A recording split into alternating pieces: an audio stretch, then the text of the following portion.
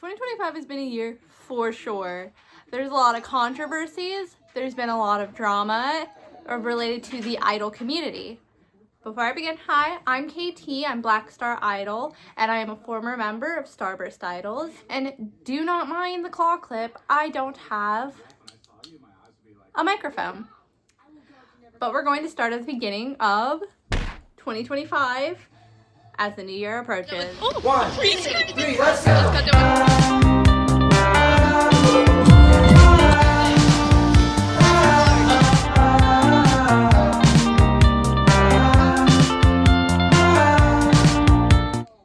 Fanexpo 2025 was a con, for sure.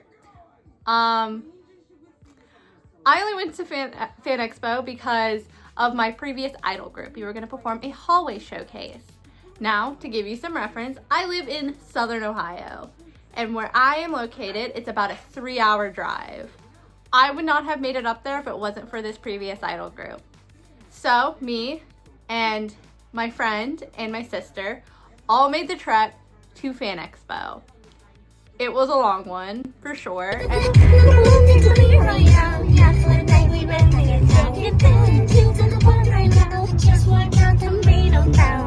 was definitely some drama heading up there.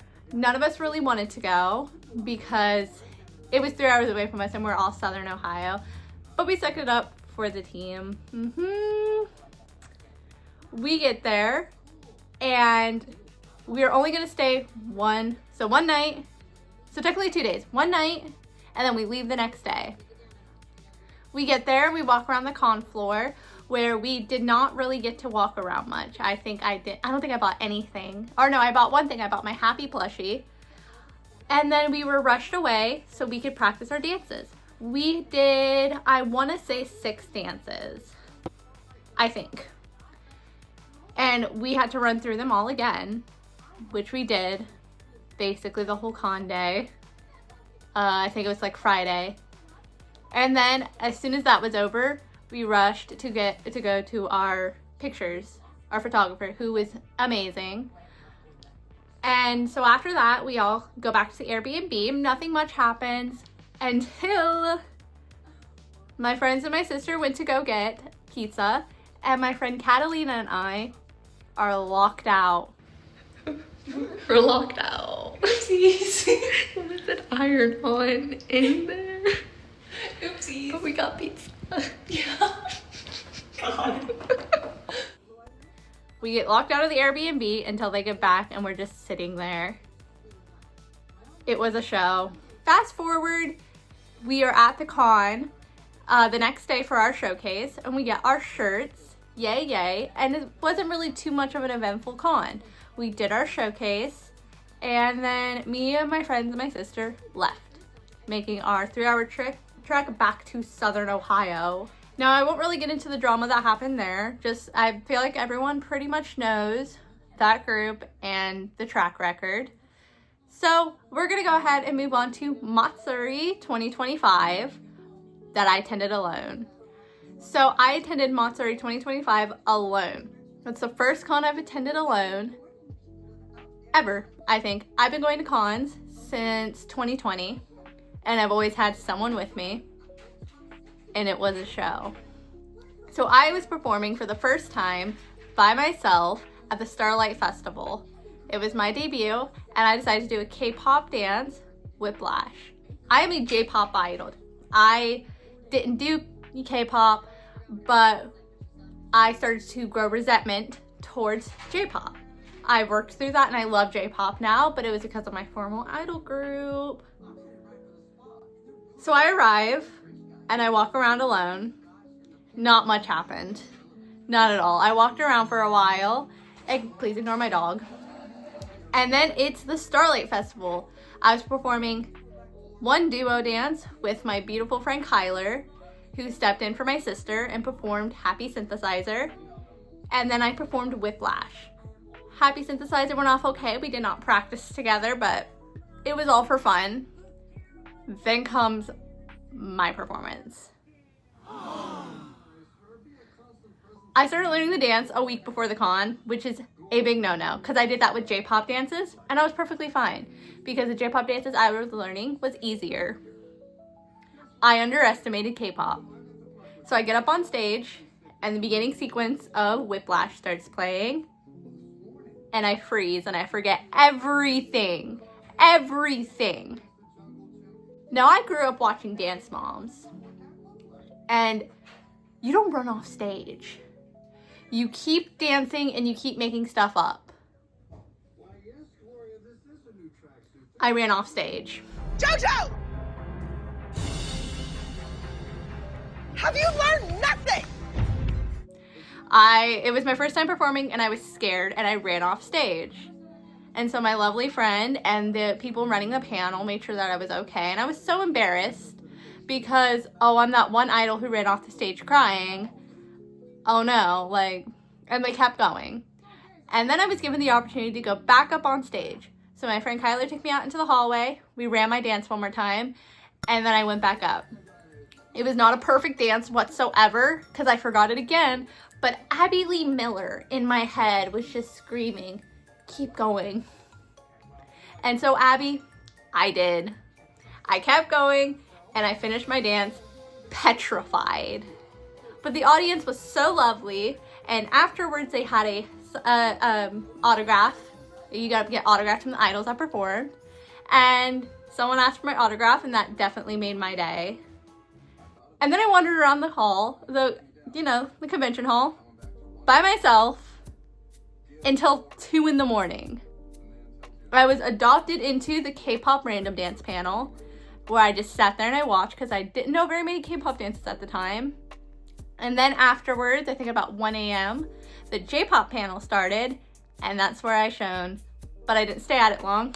I was quite sad about that because finally my ride came to pick me up, and I was off and away from Matsuri. Now it's time for the big one that many people have heard about because they are notorious for being a bad corporate con.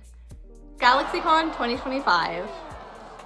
My experiences with it were not to the severity of others, and I will be talking a little bit about other people's experiences with the ADA and the discrimination that they have faced. And I will link my sources.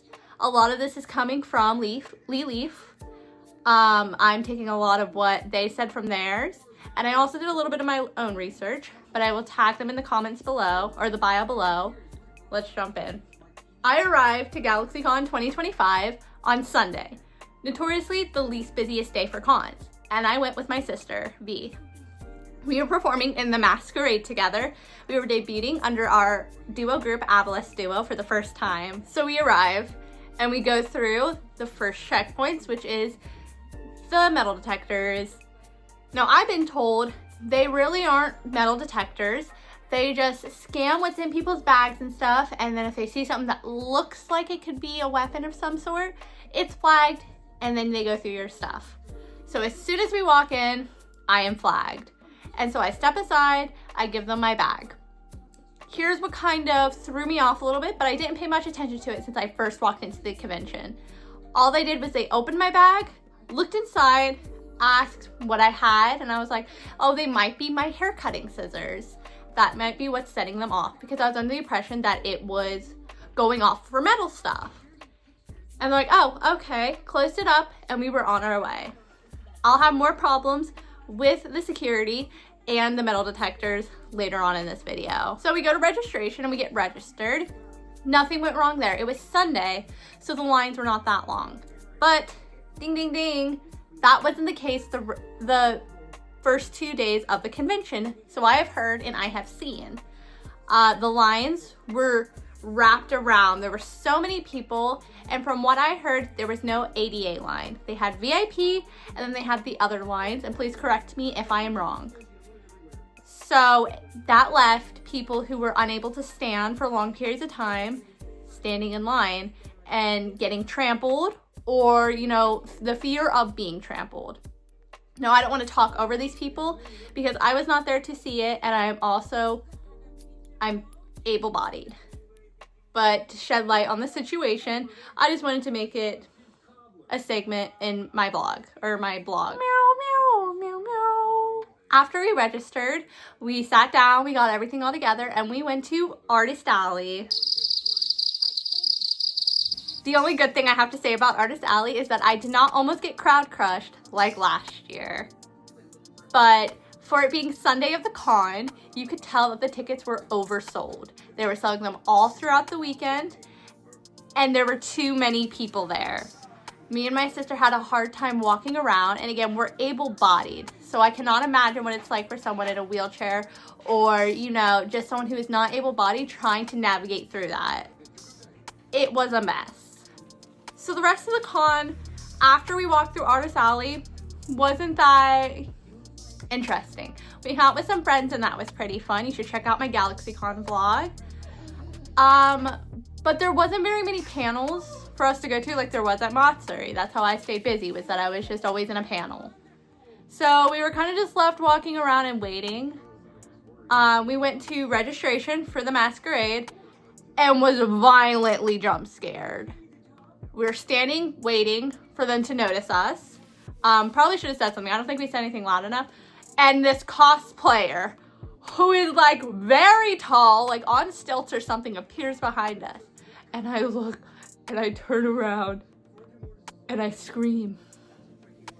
And after that, it felt like we were targeted. Every single time we saw them throughout the con, they would come up to us multiple times throughout it. Actually, every single time I walked through the metal detectors, I was always dinged. And never, ever did they actually go through my bag. This is important. They would open it, they would look, and I had a large petticoat in there, so you literally couldn't see anything past the petticoat. All I did was open it, close it, send me on my way. This is important because I was made aware from all just like other people's stories and whatnot, they were zip tying mobility aids, saying that they could be used as weapons. They were zip tying canes closed. They were zip tying all kinds of mobility aids. Yeah, there were stories of people forgetting they had pepper spray in their bags or having something they should not have in their bags, telling security, and they did nothing. But they zip tied mobility aids. That to me is appalling. Because if you're worried about weapons or something being used as a weapon, look through the bags better. It's absolutely appalling that mobility aids were being zip tied. GalaxyCon made a response to this, which I will put right here. You may read if you would like. And I think it was absolute bullshit. They blamed the security team, saying that they had past problems with them. If you have past problems with the security, why did you use them again? Allied security. Why would you use them again if you've had past problems? Now we're gonna get into the masquerade. Me and my sister were the third to last act. This is also important. So last year they had his line up on the side so we could still see the performances, and there were chairs right here so people could sit down who physically couldn't stand for that long, or people who just got tired. We could sit down and we had chairs. I wish it was a little more like Matsuri Con when they had a specific section for the performers and then we were called up and lined up in the back to perform. It was not like that. And it was worse this year. At GalaxyCon, they had all of us go into the back room.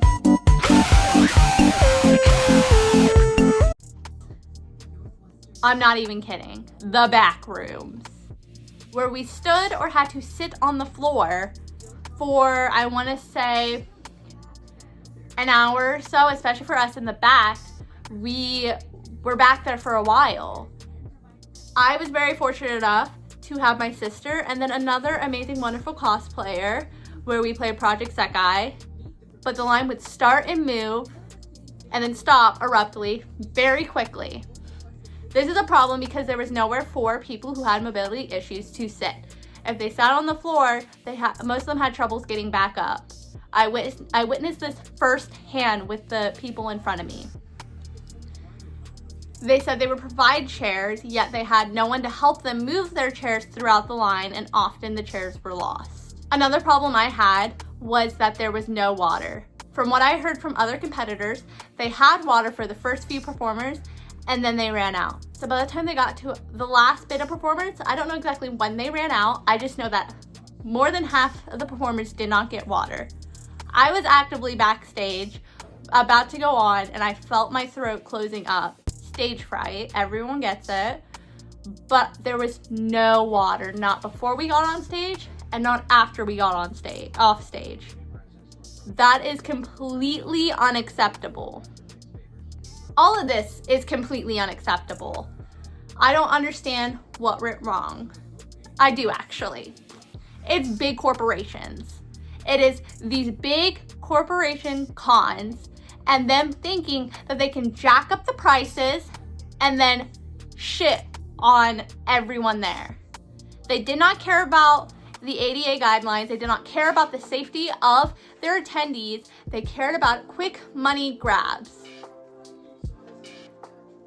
And that makes me mad. And that makes a lot of people mad.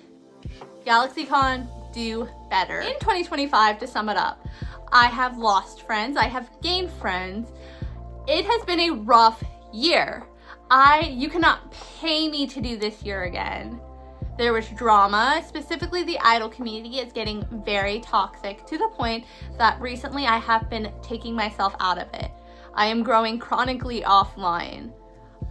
It feels. I have been disengaging in the idol community unless there are conventions that I perform at. It's gotten to the point where the idol community feels toxic and like everyone is trying to tear themselves down and everyone around them. I hope to see improvement from this community and just a growing understanding that we are doing this for fun. This is not a competition. Everyone deserves to have fun in this hobby.